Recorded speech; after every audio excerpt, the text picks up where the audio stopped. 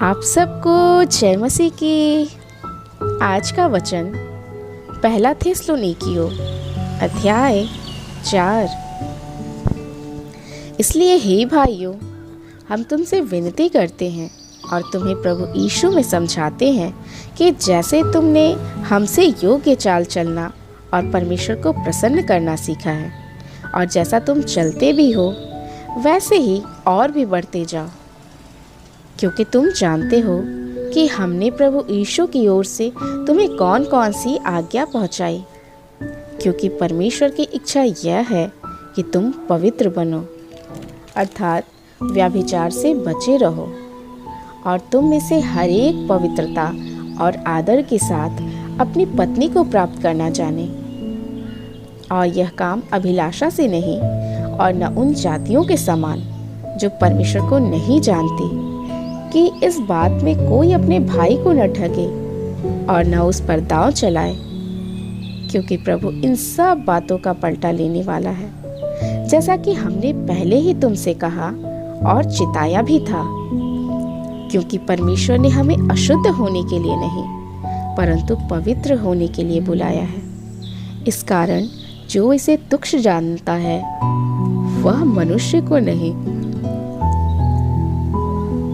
परंतु परमेश्वर को तुच्छ जानता है, जो अपना पवित्र आत्मा तुम्हें देता है।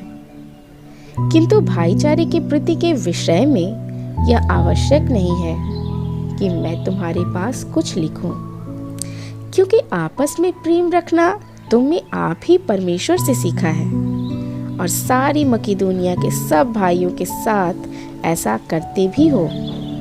परंतु हे भाइयों, हम तुम्हें समझाते हैं कि और भी बढ़ते जाओ और जैसी हमने तुम्हें आज्ञा दी है वैसे ही चुपचाप रहने और अपना अपना कामकाज करने और अपने अपने हाथों से कमाने का प्रयत्न करो, ताकि बाहर वालों से आदर प्राप्त हो और तुम्हें किसी वस्तु की घटी न हो।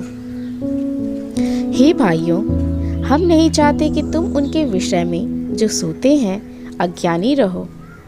ऐसा न हो कि तुम दूसरों के समान शोक करो जिन्हें आशा नहीं, क्योंकि यदि हम विश्वास करते हैं कि यीशु मरा और जी भी उठा, तो वैसे ही परमेश्वर उन्हें भी जो यीशु में सो गए हैं उसी के साथ ले आएगा।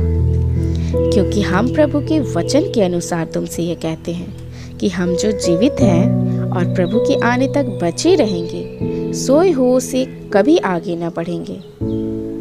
क्योंकि प्रभु आप ही स्वर्ग से उतरेगा, उस समय ललकार और प्रधान दूत का शब्द सुनाई देगा और परमेश्वर की तुरही फूंकी जाएगी और जो मसीह में मरे हैं वे पहले जी उठेंगे। तब हम जो जीवित और बचे रहेंगे उनके साथ बादलों पर उठा लिए जाएंगे कि हवा में प्रभु से मिले, और इस रीति में हम सदा प्रभु के साथ रहेंगे। इस प्रकार इन बातों से एक दूसरे को शांति दिया करो।